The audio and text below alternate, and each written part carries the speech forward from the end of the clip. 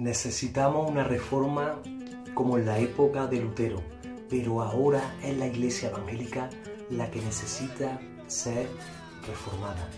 Muy buenas amigos y hermanos, ¿cómo estáis? Bueno, hoy simplemente quiero acabar pues esta serie de 95 tesis en 2017, ¿no? Que he hecho durante todo este año, ¿no? Y con el que he querido reformar la Iglesia, ¿no?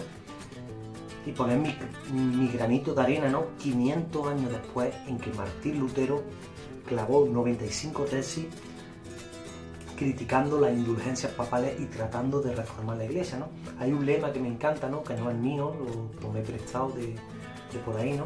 Que dice que hoy necesitamos una reforma como en la época de Lutero, pero ahora es la Iglesia evangélica, las iglesias protestantes, las que necesitan ser reformadas. La mejor manera de celebrar 500 años de la Reforma Protestante, que hemos cumplido este 31 de octubre de 2017, es seguir reformando la Iglesia. ¿Por qué? Porque si bien Lutero dio un paso y reformó un poco la Iglesia al origen, ¿no? Diciendo que la salvación era por gracia, por fe, por medio de Cristo Jesús, ¿no? Y no por medio de la indulgencia o el dinero, ¿no? Lutero no reformó del todo la Iglesia, sino que después de Lutero vinieron otros reformando la Iglesia, como los anabaptistas, hablando de que el bautismo era para los adultos, no para los niños, etcétera, ¿no? Y hoy día, 500 años después de Lutero, ¿no? Vemos como las mismas iglesias protestantes o evangélicas pues han caído en errores casi iguales o parecidos a los que estaba la Iglesia Católica hace 500 años, ¿no? Errores iguales o peores, ¿no? Porque hoy también vemos traficantes de la fe, como era el Papa de la época de Lutero, ¿no?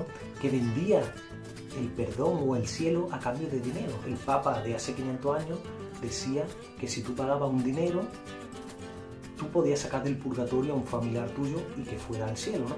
Hoy día encontramos muchos falsos apóstoles y profetas, ¿no? Que dicen que a golpe de dólar te meten en el cielo, ¿no? Entonces vemos cómo se repite la misma historia, ¿no? Entonces por eso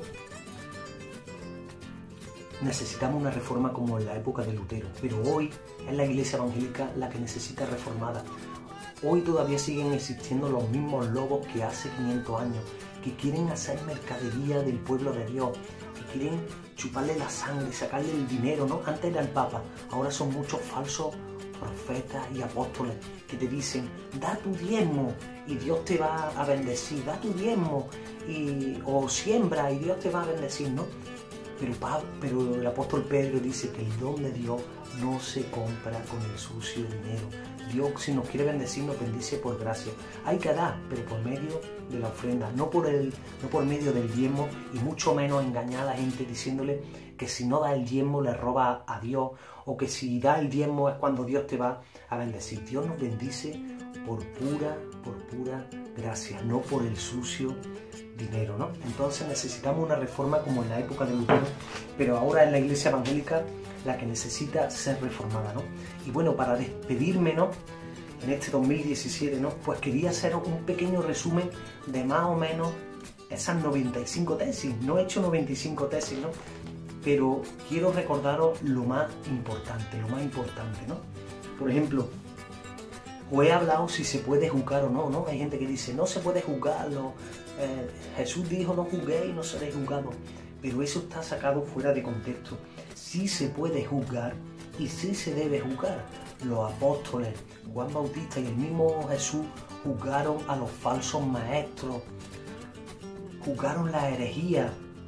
Y es de ser un buen cristiano el juzgar la herejía y de juzgar a los herejes. Entonces, juzgar es bíblico. Es una de esas tesis que yo he defendido. También os hablé del sábado. Hay gente que dice que el día del Señor es el sábado, cuando el sábado era un símbolo de Cristo, que es nuestro descanso, que es nuestro sábado.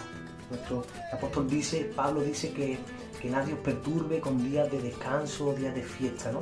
Porque todo lo antiguo, el sábado era sombra de lo que había de venir. Y lo que había de venir ya vino y era Cristo, que es nuestro sábado, ¿no? Entonces, tú puedes guardar si quieres el sábado para el Señor, o el domingo, o cualquier otro día. Todos los días son días del Señor, pero no es obligatorio guardar el sábado. También os he hablado de las bebidas alcohólicas. El pecado es la borrachera, pero no tomarse una copa de vino o una cerveza. El pecado es la borrachera.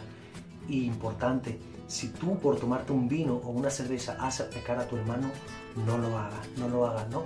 Porque tenemos que cuidar a los débiles en la fe, ¿no? Y también mejor no beber que beber vino, ¿no? Eso desde luego, pero no es pecado tomarse una copa, el pecado es la borrachera. También os hablé que no es bíblico decretar, yo decreto que esta casa es mía, yo decreto sanación, no. La oración a Dios tiene que ser, hágase tu voluntad, y a lo mejor es la voluntad de Dios o a lo mejor no lo es, ¿no? También os hablé del decisionismo, ¿no? De la oración de fe, ¿no? De acepta a Cristo en tu corazón y ya eres salvo, ¿no? El llamamiento que le debemos de hacer a los incrédulos no es decide aceptar a Cristo en tu corazón, sino arrepiéntete, bautízate en el nombre de Jesús para perdón de pecado y el Señor te dará el don del Espíritu Santo, ¿no? También os hablé de ungir con aceite, ungir las casas, ungir los coches, etc., ¿no? En la Biblia solo aparece que se unge a las personas, no a las casas, ni a las paredes, ni nada de eso. Eso no es bíblico.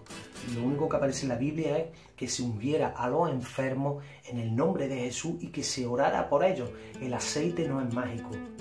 Lo que tiene poder es la oración en el nombre de Jesús, ¿no? También os hablé de los falsos profetas, ¿no? Esos que dan profecías que son producto de su cosecha, ¿no? Pero que no se lo ha dicho Dios, ¿no? Tenemos que tener mucho cuidado con eso, ¿no? Una señal para detectar a un falso profeta de uno verdadero es que el falso profeta casi siempre te va a decir cosas que a ti te agraden, te va a profetizar paz, bienestar, pero el verdadero profeta a lo mejor te profetiza que te arrepientas, ¿no? Entonces cuidado con los falsos profetas que hablan cosas que solo salen de su cosecha, ¿no? De sí mismos, ¿no? Para simplemente hacerse los protagonistas, ¿no? O hablé también del emocionalismo en la iglesia, ¿no? Cuando dicen bajen las luces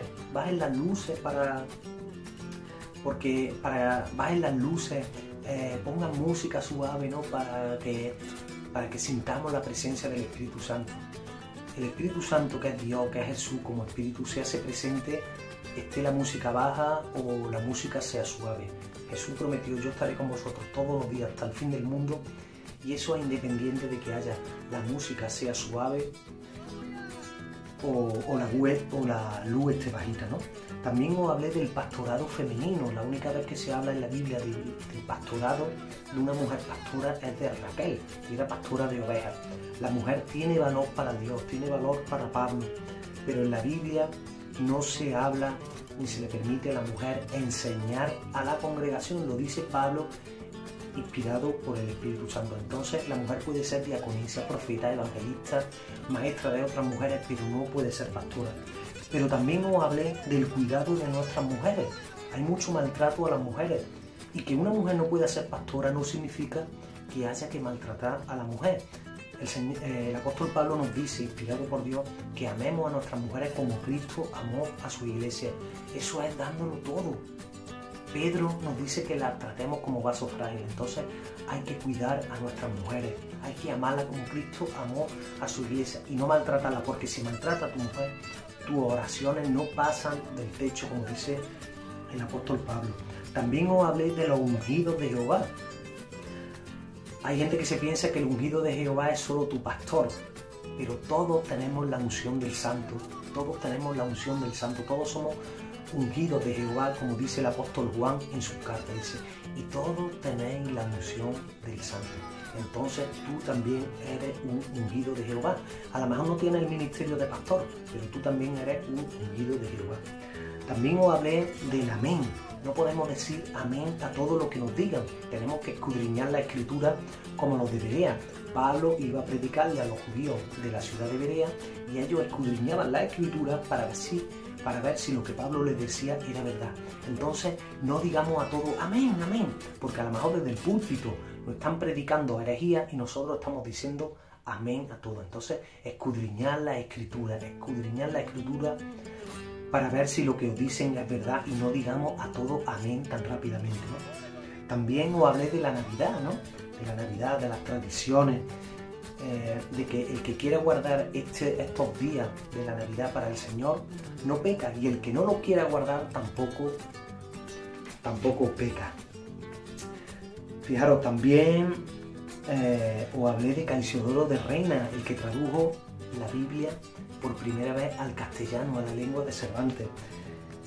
Os enseñé el pueblo de Montemolín, en Badajoz, donde nació Caisiodoro de Reina, el traductor de la Biblia al castellano.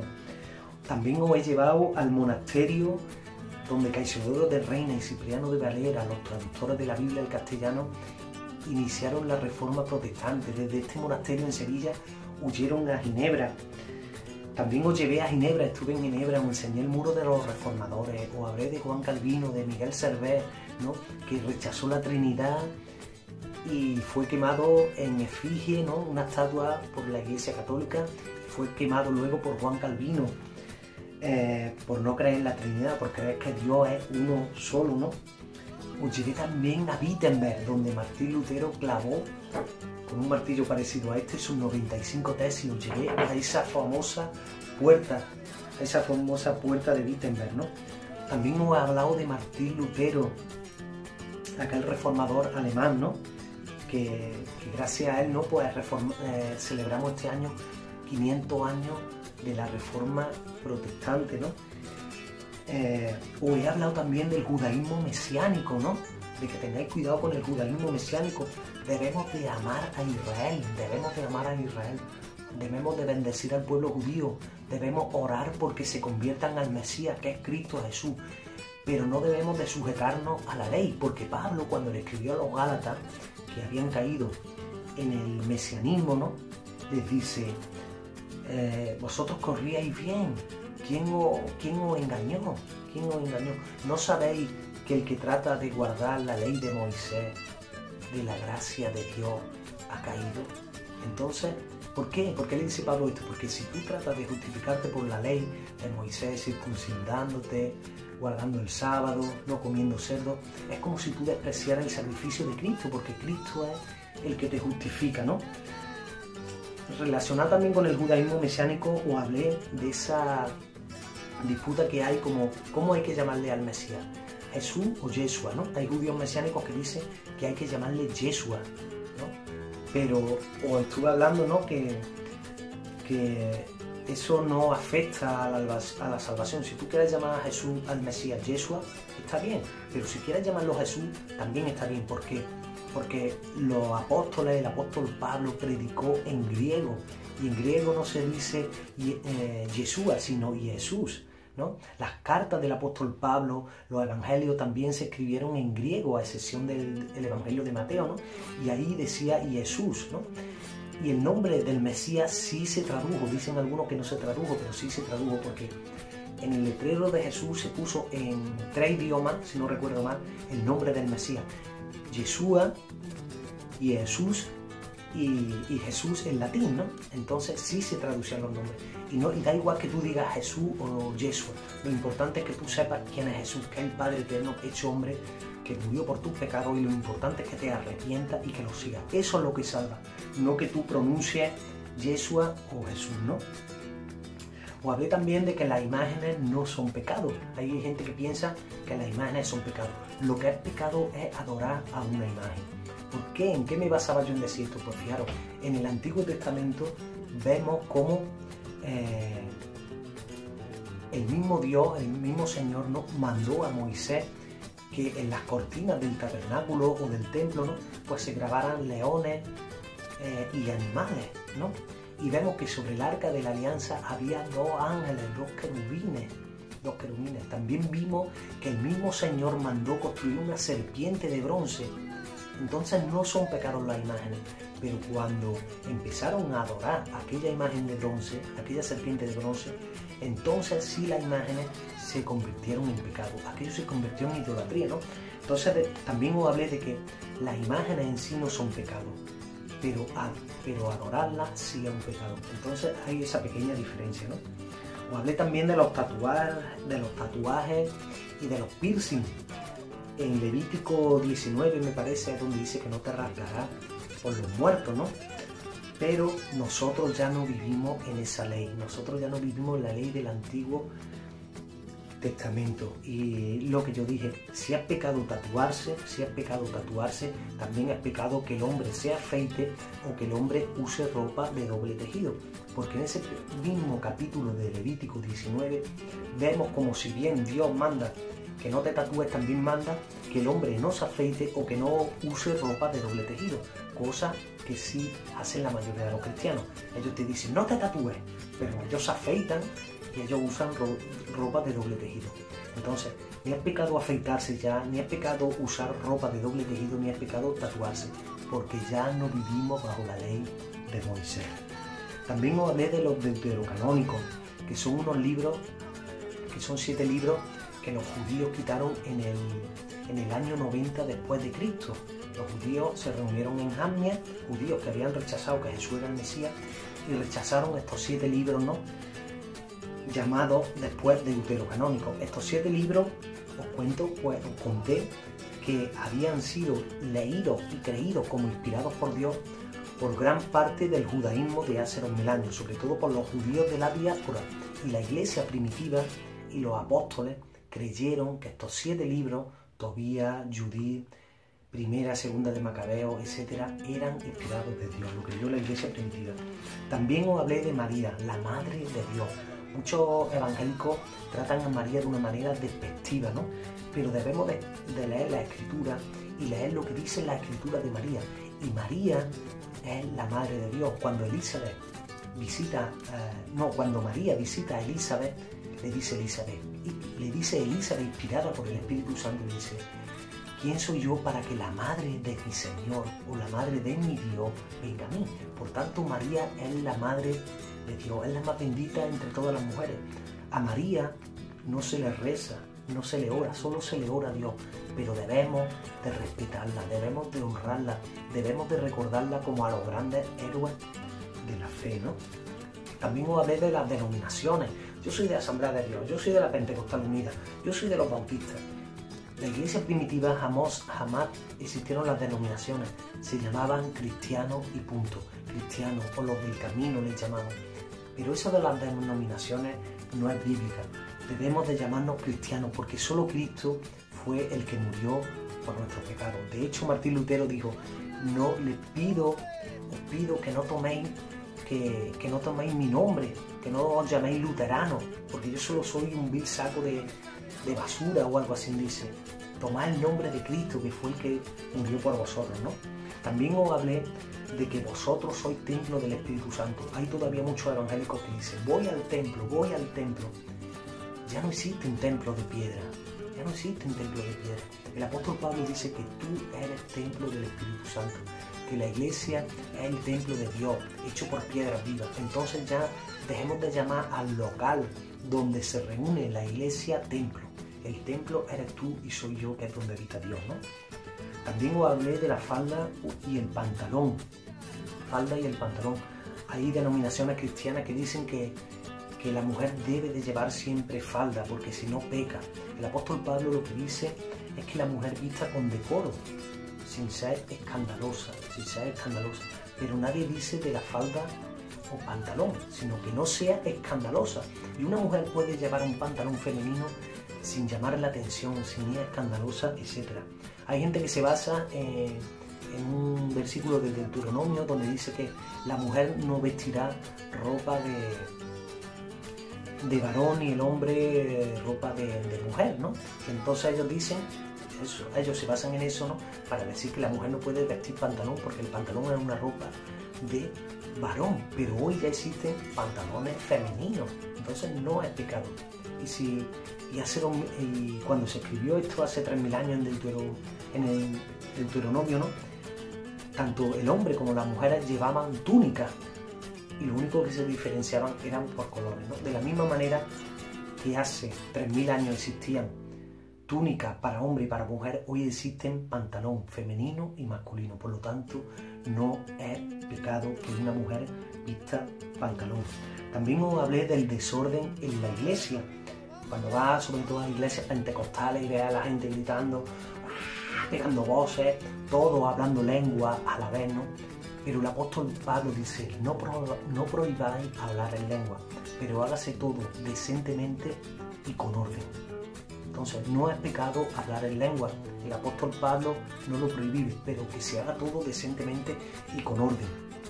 No podemos, es un antitestimonio a los incrédulos que nos visitan, que lleguen a una iglesia y que se encuentren a toda la gente hablando en lengua. Es un antitestimonio, lo dice Pablo, no yo. Hágase todo decentemente y con orden. También os hablé de otra cosa que enseñan muchas iglesias, sobre todo pentecostales, que todos tienen que hablar lengua, que la evidencia de tener el Espíritu Santo es hablar en lengua. Eso es antibíblico. Dice el apóstol Pablo, creo que en 1 Corintios 13 o 14 me parece, que no todos hablan lengua, no todos hablan lengua, sino que Dios por un mismo Espíritu ha dado diferentes dones a quien quiere y como quiere. Entonces no todos hablan lengua, lo dice el apóstol Pablo, no yo. Entonces no se le puede decir a los hermanos o a las hermanas, tienes que hablar en lengua. Si no hablas en lengua todavía te falta algo. Eso es mentira, eso es antibíblico. Dios da diferentes dones y no todos tienen por qué hablar lengua. También os hablé importante, ¿no?, relacionado con la reforma de los traficantes de la fe. Nosotros debemos de ofrendar. El obrero es digno de su salario, el pastor es digno de su salario. Tenemos que ayudar a las misiones, a los hermanos necesitados, pero tenemos que tener cuidado con los traficantes del evangelio, con los traficantes de la fe que quieren hacer mercadería de vosotros, que os dicen, si no diezmas, estás robando a Dios, tienes que diezmar, ¿sí? A golpe de dólar te meto al cielo, ¿no? Esta gente lo único, tenemos que tener cuidado con esta gente, porque esta gente lo único que quiere es tu dinero, y como está escrito, lo único que quieren hacer es mercadería de vosotros. Hace 500 años era el Papa el mercader de la fe. Hoy, dentro de la iglesia evangélica, hay muchos falsos profetas y maestros que le meten miedo a la gente para que le dé el diezmo, que le dice a la gente que si da el diezmo, Dios lo va a bendecir, ¿no? Y solo es para hacer mercadería de vosotros, ¿no? Luego, casi siempre estos falsos apóstoles y profetas viven como reyes, tienen grandes coches, tienen algunos aviones y grandes mansiones, gracias al dinero que le roban al pueblo de Dios. Entonces, os habléis de esto, tened cuidado con los traficantes de la fe. Hay que ofrendar, pero pedirle a Dios discernimiento para que os libre de esos falsos profetas, de esos apostologos que quieren hacer mercadería de vosotros. Os hablé del diezmo o de la ofrenda. Muchos dicen que la iglesia tiene que diezmar, pero el diezmo es un mandamiento para el pueblo judío en el Antiguo Testamento. No encontramos en el Nuevo Testamento ni un solo mandamiento en el que Jesús o los apóstoles digan que hay que ofrendar, La iglesia que fundó el apóstol Pablo, todas ofrendaban, daban voluntariamente, a nadie se lo imponía o se le metía miedo diciéndole tienes que dar el diezmo, tienes que ofrendar, si no Dios te va a castigar, si no le has estado robando a Dios. No, el apóstol Pablo decía, cada uno de vosotros el primer día de la semana dé voluntariamente conforme haya ganado. Entonces la iglesia tiene que ofrendar, y con esto no estoy diciendo que no se dé, hay que dar a la iglesia, hay que ofrendar. Y de hecho, fijaros, la iglesia de Hechos de los Apóstoles daban hasta sus casas, pero como ofrenda, no como un diezmo. Entonces hay que dar, pero como ofrenda, no como el diezmo. El diezmo es una ley del Antiguo Testamento. Un cristiano que ama a la iglesia y que ama a Dios va a ofrendar generosamente, pero voluntariamente, no con imposición. El diezmo no es bíblico, ni mucho menos se impone, ¿no? También os hablé del bautismo en el nombre de Jesús, ya mismo voy a acabar. El bautismo es para adultos, no es para niños, es para adultos. Y no es diciendo yo te bautizo en el nombre del Padre, del Hijo y del Espíritu Santo. Cuando Jesús dijo esto, ir y bautizar en el nombre del Padre, del Hijo y del Espíritu Santo, estaba haciendo referencia a un nombre. Ese nombre es su propio nombre, el nombre de Jesús. Por eso vemos que todos los bautismos que aparecen en el libro de Hechos de los Apóstoles o en las cartas del apóstol Pablo eran pronunciando el nombre de Jesús. Es decir, cuando bautizaron a alguien decían, yo te bautizo en el nombre de Jesús, porque no hay otro nombre dado a los hombres en el que podamos ser salvos. El nombre de Jesús. Se ora en nombre de Jesús. Se bendice la mesa en el nombre de Jesús, se predica en el nombre de Jesús, se echan demonios en el nombre de Jesús, se sana en el nombre de Jesús. Entonces, ¿por qué no queréis bautizar en el nombre de Jesús, que es el nombre sobre todo nombre? Entonces, el bautismo es en el nombre de Jesús. Si no tienes este bautismo, ¿a qué esperas? Bautízate invocando su nombre, ¿no? Y por último, os hablé de la Trinidad, del falso dogma de la Trinidad. Dios no son tres personas divinas, uno que es Padre, otro que es Hijo y es Espíritu Santo, no. Dios es uno solo. Escucha Israel, el Señor nuestro Dios, el Señor uno es. Dios es uno solo y se ha manifestado de muchas veces. Dios en esencia es Espíritu, pero también es Padre, también es el Santo de Israel, también es el Señor de los ejércitos. Y nació como hijo. Dios tiene muchos títulos. Él es el Espíritu Santo, el Santo de Israel, el Señor de los ejércitos. Es como si yo dijera el Rey de España. El Rey de España es el Rey de España, es el Capitán General de las Fuerzas Armadas, es el padre de Leonor, es el marido de Leticia y su nombre es Felipe. Pues lo mismo es Jesús, que es el Rey de Reyes. Dios es uno solo, es el Espíritu Santo, es el Santo de Israel, el Señor de los ejércitos, la roca, y nació como hombre o como hijo, pero es uno solo y su nombre es Jesús. Dios no son tres personas, eso es politeísmo. La Trinidad viene heredada del mundo pagano, del mundo romano. Cuando Constantino transformó su imperio al catolicismo, tomó la idea de la Trinidad para explicar al Dios de la Biblia, pero no es bíblico. El Dios de la Biblia no es un Dios trino, es un único Dios, ¿no? Y por último deciros, ¿no?, que por tanto Jesús es Dios, Dios es uno solo. Y cuando Felipe le preguntó a Jesús confundido, Señor, muéstranos al Padre y nos basta, muéstranos al Padre y nos basta. Jesús le dijo, tanto tiempo llevo con vosotros que todavía no me has conocido. El que me ha visto a mí, ha visto al Padre. ¿Cómo dices tú, muéstranos al Padre? ¿Por qué? Porque Felipe creía, como muchos cristianos hoy día, que Jesús era uno y el Padre era otro. Pero Jesús le dice, ¿cómo me dices que yo te muestre al Padre? Tanto tiempo llevas conmigo y todavía no me has conocido. El que me ha visto a mí, ha visto al Padre manifestado en la carne. El apóstol Pablo también lo dice, que el misterio de nuestra fe no es la Trinidad, sino que Dios fue manifestado en la carne. El profeta Isaías también dice, cuando profetiza el nacimiento del Mesías, dice que un niño nos sería dado y que ese niño sería el admirable, el consejero, el Dios fuerte. Y fijaros lo que dice, el Padre eterno. Los trinitarios dicen que uno es el Padre y otro es el Hijo eterno, pero el profeta Isaías, Jesús y Pablo dicen que Jesús es el Padre eterno. La Biblia dice que Jesús es el único Dios, el Padre. Y nada, este es más o menos un resumen de las 95 tesis en 2017. Y nada, que Dios bendiga. Podéis ver mis vídeos en mi página o en YouTube. Y nada, me despido ofreciéndole pues estas 95 tesis al Señor Jesucristo. Para Él lo he hecho, a Él sea la gloria. Estas 95 tesis, esta reforma de la iglesia lo he hecho para Él. Me han maldecido, me han dicho de todo, ¿no? Pero todo esto lo he hecho por amor al pueblo de Dios, que no me gusta que le roben esos mercaderes de la fe, ¿no? Y lo he hecho por amor a Dios, porque especialmente me duele que la gente piense que Dios son tres personas cuando es uno solo. Jesucristo es el Señor, Jesucristo es el Padre eterno, el Padre eterno. Dios bendiga en el nombre de Jesús. Recordad, la iglesia todavía necesita seguir siendo reformada. Es la mejor manera de celebrar estos 500 años de la reforma protestante. Y recuerda, necesitamos una reforma como en la época de Lutero, pero ahora es la iglesia evangélica la que necesita ser reformada.